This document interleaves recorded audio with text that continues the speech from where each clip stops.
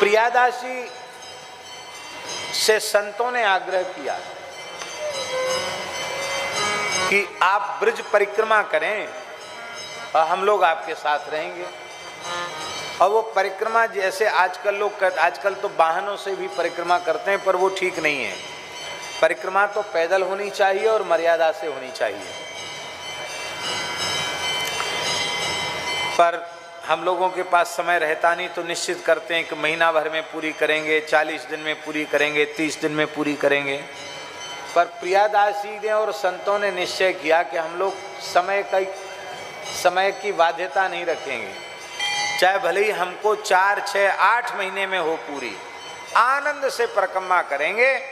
जहाँ जिस गांव में ब्रज के मन लग गया वहीं कथा कीर्तन किए, और जब तक लोगों ने कहा महाराज अब यहीं विराजो तब तक विराजे, जब इच्छा हुई तब आगे बढ़ गए।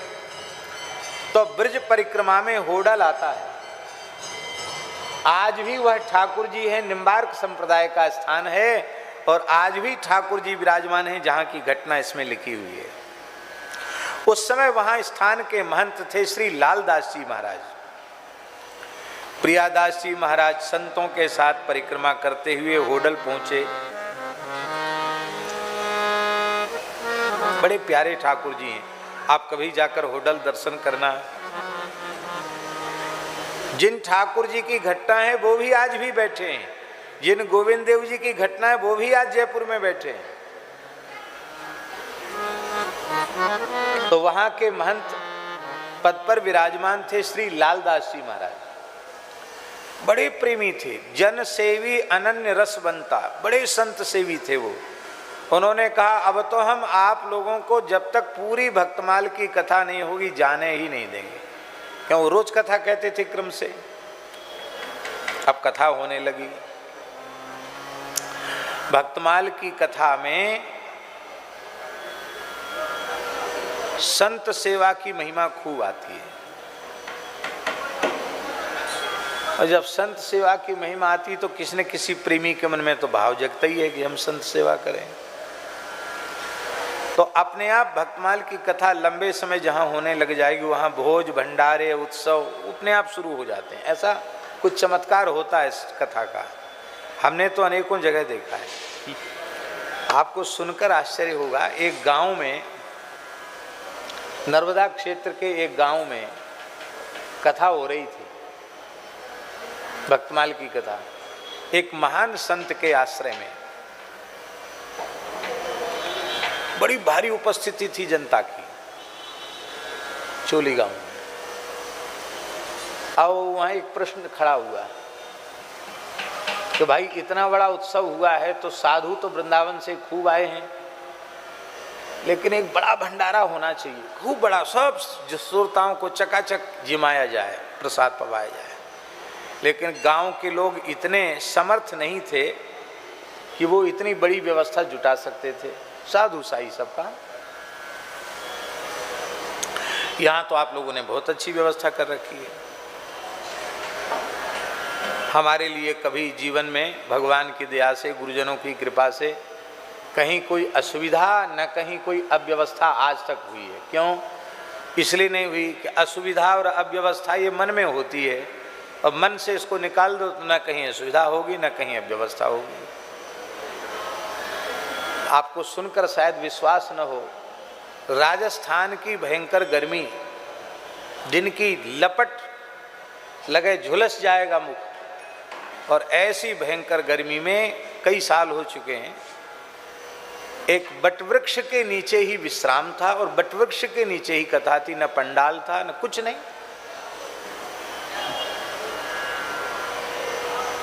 हमारे साथ वाले बोले गुरुजी भाग चलो, जल जाएंगे यहाँ।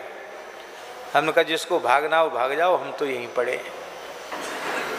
एक तखत पर बैठ के कथा कह देते, एक तखत था उस पर लेट जाते, और लाल लाल मुंह के चेंटा बट के ऊपर, और वो सब गिरते, वो काटते शरीर में, जहाँ काटते वहीं जख्म कर देते। अपनी बनाओ खाओ व्यवस्था, यही थी व्यवस्था। हमसे बोले महात्मा लोग कि भाग चलो यहाँ से। मैंने कहा देखो, भगवान शिव जीवन भर बटवृक्ष के नीचे बैठ के कथा कहे, न उनके पास लाइट, न माइक, न पंडाल, और उनको तो जीवन बीत गया कथा कहते कहते। हमको सौभाग्य से एक अवसर आया है, कितना आनंद है। बट वृक्ष के नीचे बैठ कर के भगवत चर्चा कर रहे हैं, भागवत जी की कथा हो रही है, हमें कोई असुविधा नहीं, बहुत आनंद है।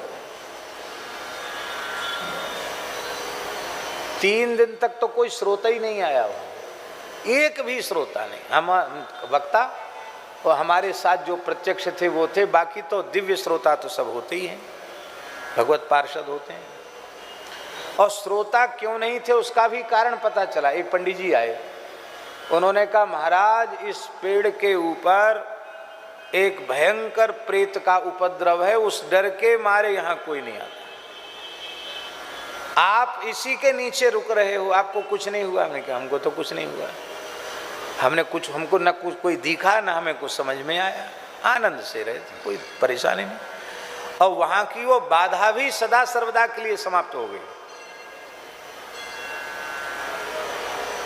तो मन में असुविधा, व्यवस्था घुसेड़ लोगे तो चाहे जितनी व्यवस्था होगी वहां भी कोई न कोई व्यवस्था आ जाएगी।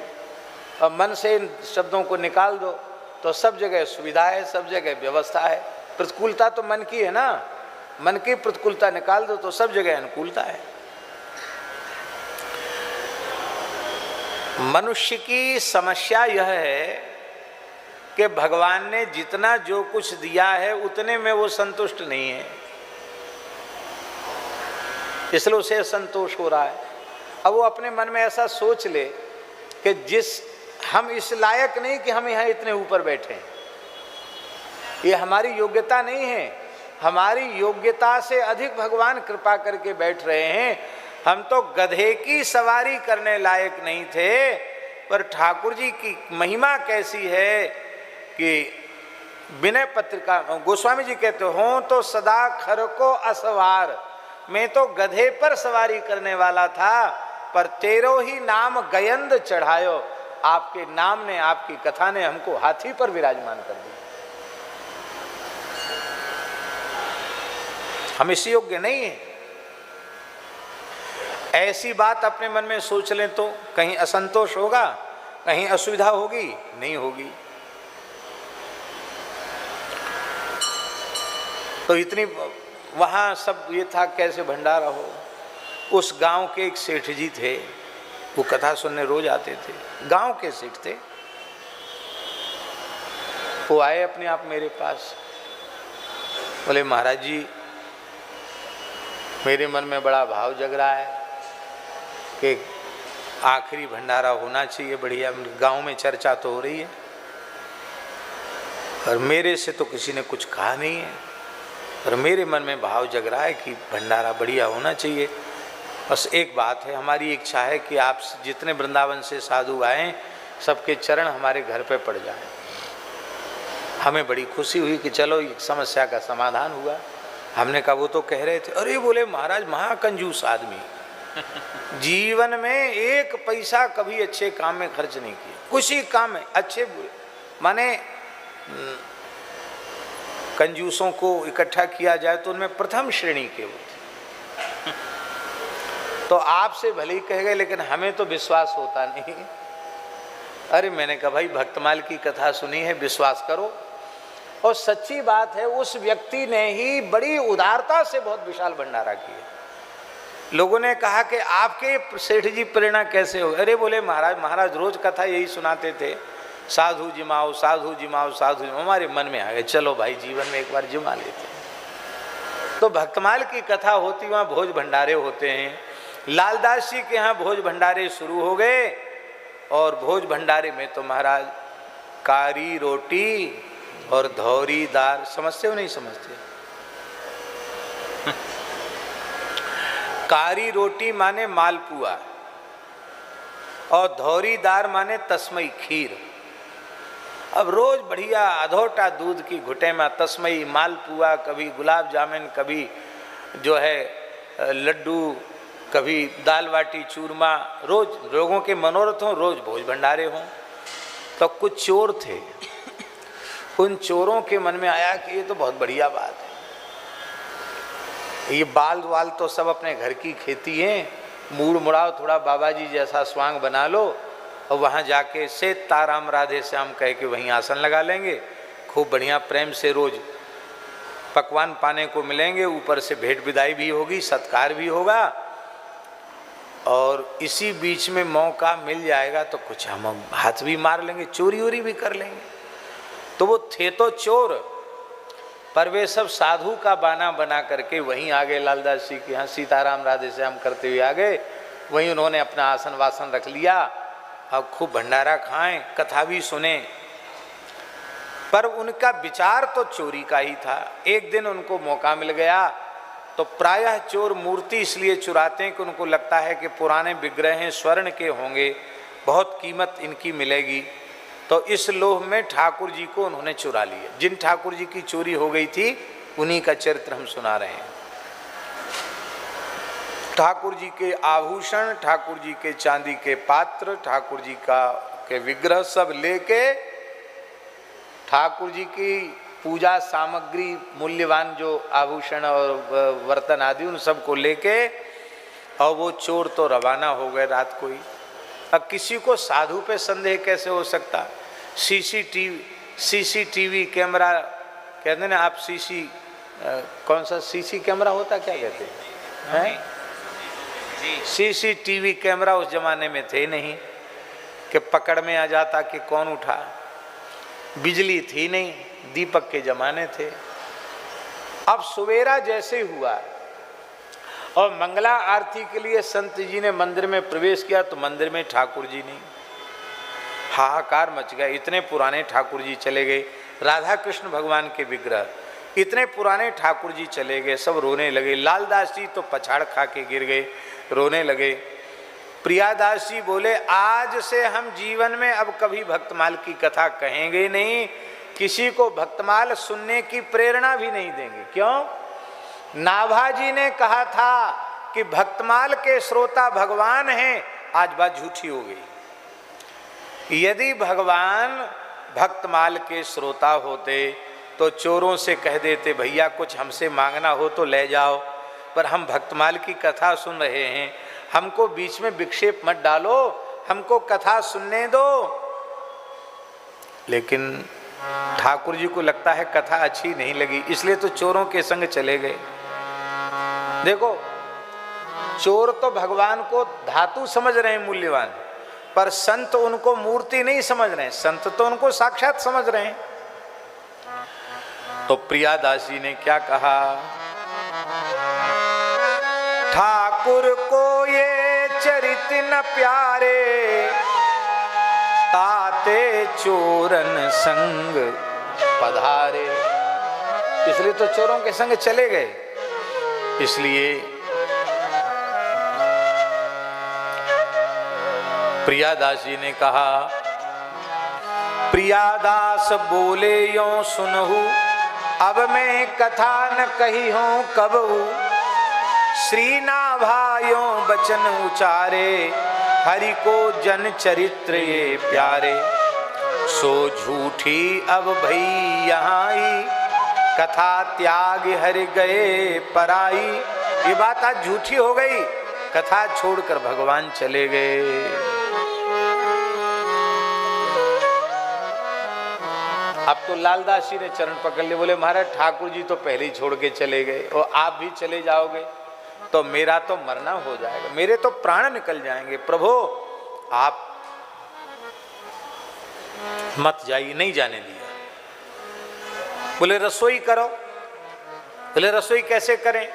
अरे रसोई हम लोग अपने खाने के लिए थोड़ी बनाते हैं, रसोई भगवान को भोग लगाने के लिए बनाते हैं, और भगवान ही चले गए तो हम किसके लिए बनाएंगे और किसका प्रसाद पाएंगे? अब हम कहीं नहीं जाएंगे, आपने रोक लिया है, यहीं बिना खाए पिए यहीं प्राण भले ही त्याग दें और कथा भी नहीं कहेंगे। ऐसी हालत थी। और इधर क्या हुआ, इधर सुन लीजिए। चोर ठाकुर जी को लेके भागे थे। अब भागते भागते बेचारे थक गए, सवेरा हो गया, आधी रात को भागे थे लेके। तो 4 बजे वो जैसे ही थक गए तो जंगल में एक घास की ढेरी थी, वहाँ ठाकुर जी को छिपा दिया।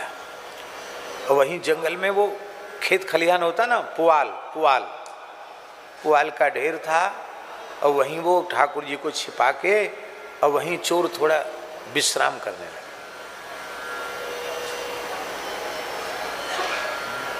चार थे चोर, चार,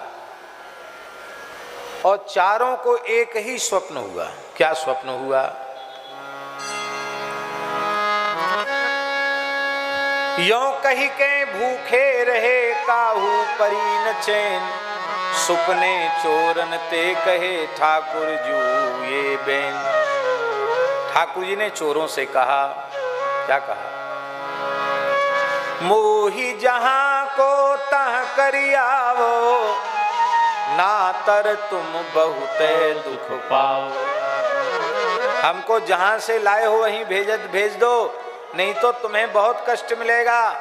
एक दुख तो ये है कि इतने संत रो रहे हैं मेरे लिए, और दूसरा बड़ा दुख की बात ये है कि हमारी कथा छूट रही है। तो संध्या को कथा होती है, हमारी कथा आज की छूटे नहीं, उसके पहले हमको पहुंचाया वहां, और नहीं तो तुम सबका हम सर्वनाश कर देंगे।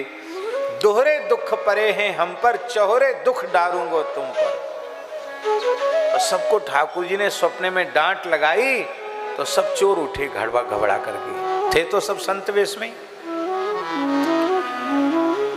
और उन्होंने एक दूसरे से कहा, भैया तुम्हें कुछ दिखा? बोले तुम्हें कुछ दिखा, तुम्हें कुछ दिखा, तुम्हें कुछ दिखा? बोले हाँ। ऐसे ऐसे भगवान लाल लाल आंख करके बोल रहे कि जल्दी पहुंचाओ, नहीं तो तुम्हारा सर्वनाश कर देंगे। भैया हमको ये दिखा, हमको भी यही दिखा, हमको भी यही दिखा। अब चोर घबरा के बोले चलो ठाकुर जी को लेके। तो चोर लेके तो आए थे ऐसे ही बांध बूंद के, पर ठाकुर जी साक्षात है, उनकी भावना हो गई। उन्होंने बढ़िया विमान बनाया और विमान में ठाकुर जी को विराजमान किया, और गाते बजाते हुए वो चले। तो दिन में रसोई तो बनी नहीं थी, साधु सब रो रहे थे बैठे बैठे। और शाम को 4 बजे के समय, कथा का समय, जैसे कथा हो रही है ऐसी कथा का समय था, उसी समय 2 ब्राह्मण देवता आए। कहा महाराज आप लोग क्यों रो रहे हो? जल्दी से खोल करताल उठाओ, झांझ मंजीरा उठाओ, अगवानी करो। बोले किसकी? कहते चोर तिहारे ठाकुर ल्यावत, चोर तिहारे ठाकुर ल्यावत, नाचत गावत बजवत आवत, नाचत गावत बजवत आवत। अरे बोले चोर जो हैं वो ठाकुर जी को लेके आ रहे हैं, नाचते गाते कीर्तन करते हुए ला रहे हैं। अब तो इधर से संतों में बड़ा उल्लास, जान में जान आ गई, और सबने अपने खोल करताल उठाए और यहाँ से भी कीर्तन करते हुए चले। उधर से वो कीर्तन करते हुए आ रहे, इधर से ये लोग कीर्तन करते हुए चले, और ठाकुर जी की शोभा यात्रा के सहित ठाकुर जी को मंदिर में विराजमान किया। और चोरों ने अपना स्वप्न सुनाया और रो करके कहा हम तो चोर हैं, हमने इतने दिन जो भक्तमाल की कथा सुनी फिर भी हमारे जीवन में परिवर्तन नहीं आया, पर अब परिवर्तन आ गया। क्या परिवर्तन आ गया? बोले अभी तक तो हम नकली साधु बने थे, पर अब हमें असली साधु बना दो। सब कुछ अर्पित कर दिया और शरीर संसार की आसक्ति ममता को छोड़कर वे सच्चे विरक्त साधु हो गए और सदा सर्वदा के लिए वहीं बस गए। बोलो भक्त वत्सल भगवान की जय। ये कथा चोर को भी संत बनाने वाली कथा है, जीवन की सारी बुराइयों को समाप्त कर देने वाली कथा है। और आज भी वे ठाकुर जी होटल में बैठे हैं, आपकी इच्छा हो तो आप भी दर्शन करके आओ। जिन ठाकुर जी की घटना है वो विराजे हैं। मंदिर में प्रभु को पधरायो, बहुमंगल उत्सव करवायो, भक्तमाल की कथा सुहाई, नाम कीर्तन सहित कहाई। अब तो सबको विश्वास हो गया। प्रियादास जी ने अपने वचन वापस लिए, बोले प्रभु हमने दुखी होकर बहुत कुछ कह दिया था, अब पक्का विश्वास हो गया कि आप भक्तमाल के श्रोता हैं। आप ठीक कथा सुनने के समय इतनी दूर जाकर भी लौट के आ गए, इसलिए आप पक्के श्रोता हैं।